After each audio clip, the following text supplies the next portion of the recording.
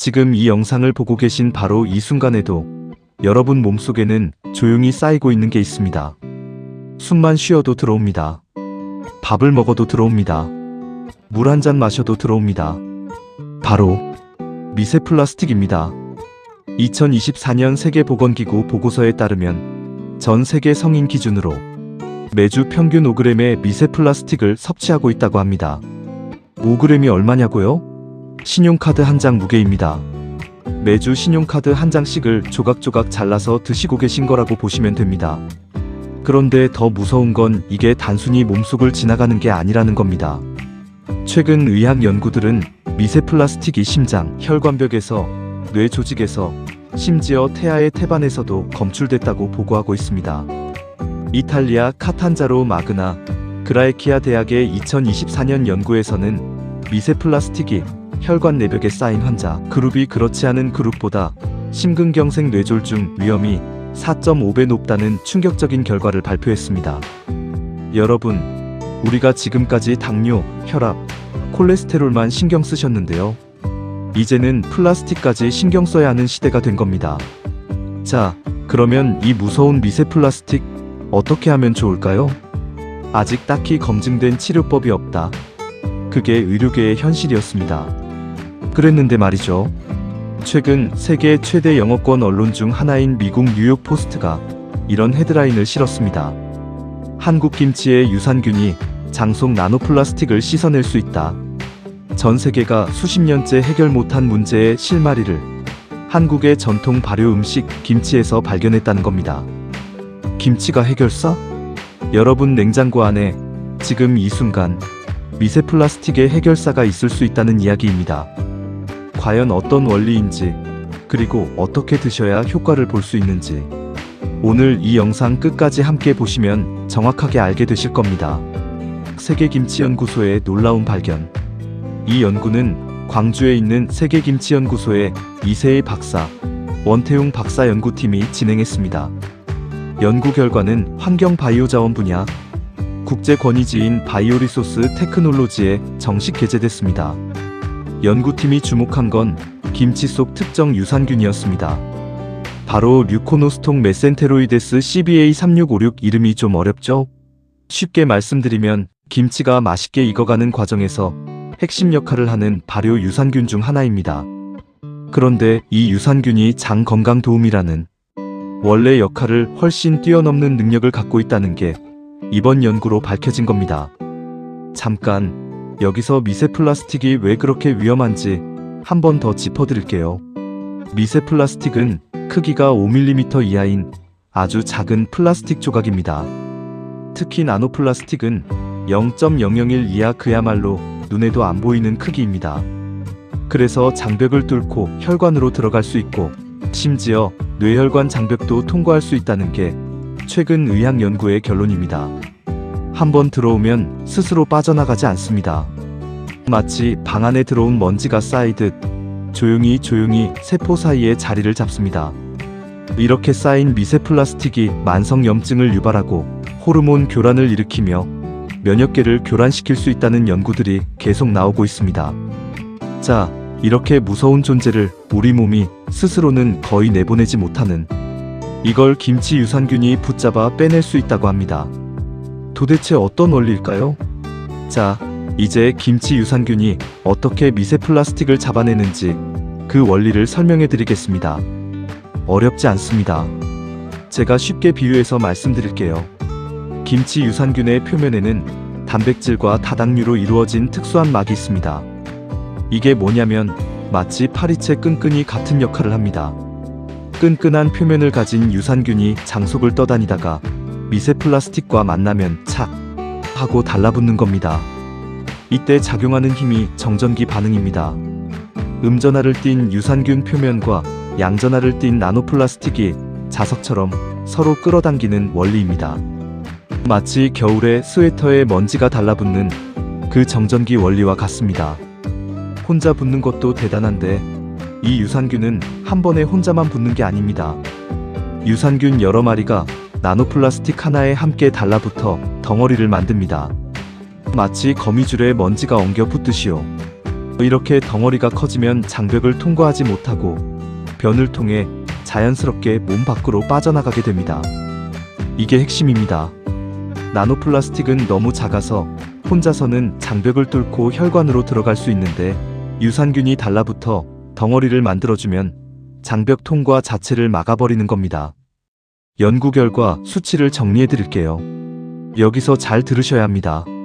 실험실 최적 조건에서 나노플라스틱 흡착률 87%, 사람의 장 환경을 재현한 조건에서도 57% 유지. 다른 균주와 비교했을 때 최대 19배 높은 성능.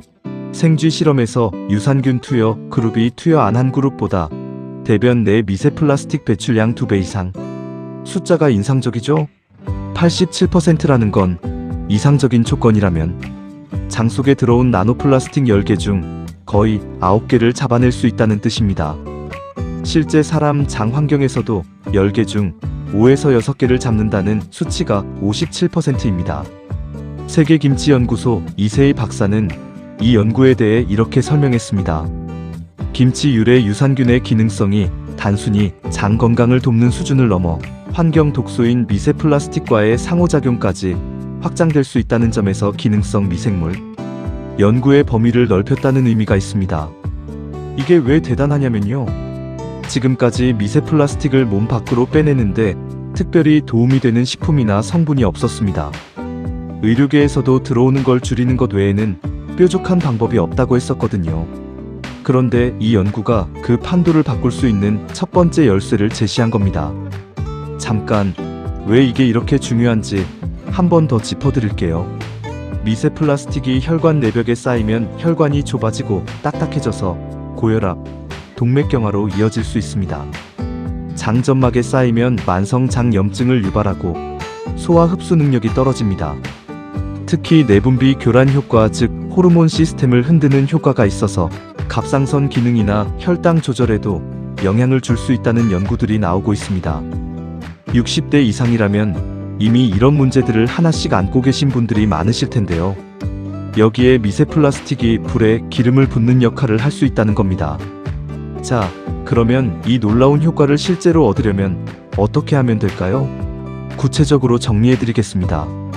현재 연구는 아직 사람을 대상으로 한 임상 실험 단계에 이르지는 않았습니다. 그러나 기존 발효식품 및 유산균 연구를 종합하면 류코노스통 메센테로이데스를 충분히 섭취하기 위한 실천적 기준을 이렇게 잡을 수 있습니다.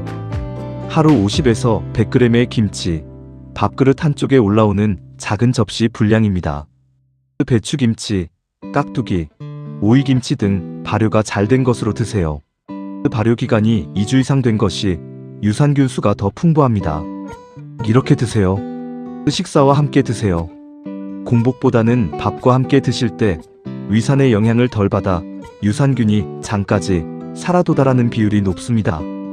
가능하면 가열하지 않고 드세요. 볶음김치나 김치찌개는 유산균이 대부분 죽습니다. 날 김치 그대로 드시는 것이 유산균 섭취에는 효과적입니다. 다양한 종류의 김치를 번갈아 드시면 더 다양한 유산균을 섭취할 수 있습니다. 이것만큼은 절대 하지 마세요. 김치로 배출을 도우면서도 동시에 들어오는 양도 줄여야 효과가 배가 됩니다. 그런데 여기서 절대 하지 마셔야 할 것 하나를 말씀드리겠습니다. 뜨거운 음식을 플라스틱 용기나 비닐봉지에 담아 드시는 것은 절대 하지 마세요. 온도가 올라가면 플라스틱에서 미세 플라스틱과 내분비 교란 물질이 수십 수백 배 더 빠르게 배출됩니다. 배달 음식을 뜨거운 상태로 비닐 포장재 그냥 드신다거나 편의점 도시락을 플라스틱 용기째 전자레인지에 돌리시는 건 미세 플라스틱을 수저로 퍼드시는 것과 다름없습니다. 유리그릇, 스테인리스 용기를 사용하시고 전자레인지는 반드시 유리나 도자기에 담아 사용하세요. 오늘 내용을 딱 3가지로 정리해드립니다. 하나, 미세 플라스틱은 이미 우리 모두의 몸속에 있습니다. 혈관, 뇌, 장까지 침투해 만성염증과 호르몬 교란을 일으킬 수 있습니다. 둘, 미국 뉴욕 포스트까지 주목한 세계김치연구소의 연구 결과에 따르면 김치, 유산균 류코노스통 메센테로이데스가 장 속 나노플라스틱에 달라붙어 몸 밖으로 빼내는 역할을 합니다. 실험에서 흡착률 57%, 배출량 2배 이상이라는 결과가 확인됐습니다. 셋. 하루 50에서 100g 잘 익은 김치를 밥과 함께 드세요. 그리고 뜨거운 음식을 플라스틱 용기에 담는 것만큼은 절대 하지 마세요. 여러분, 참 신기하지 않으신가요? 우리 조상들은 몇백 년 전부터 그냥 경험적으로 알고 있었던 겁니다. 겨울을 나기 위해, 건강을 지키기 위해 담가 드셔온 김치, 그 안에 21세기 최첨단 환경, 의학도 해결 못하는 문제의 실마리가 담겨 있었다는 게 오늘의 이야기입니다. 뉴욕 사람들이 수입 김치를 찾고 뉴욕 포스트가 헤드라인으로 다루는 지금, 우리는 이미 냉장고 안에 그걸 갖고 있습니다. 오늘 저녁 밥상에 김치 한 접시 더 올려놓으세요. 그 조그만 접시 하나가 여러분의 몸속 환경을 조금씩 바꿔줄 수 있습니다. 이 영상이 도움이 되셨다면 지금 바로 구독 버튼 눌러주세요. 저희 채널에서는 매주 여러분의 건강에 꼭 필요한 정보를 쉽고 정확하게 전해드리고 있습니다. 그리고 주변에 건강 걱정되시는 분들, 가족분들께도 이 영상 꼭 공유해주세요. 오늘도 건강하게, 맛있게, 행복하게 사세요. 감사합니다.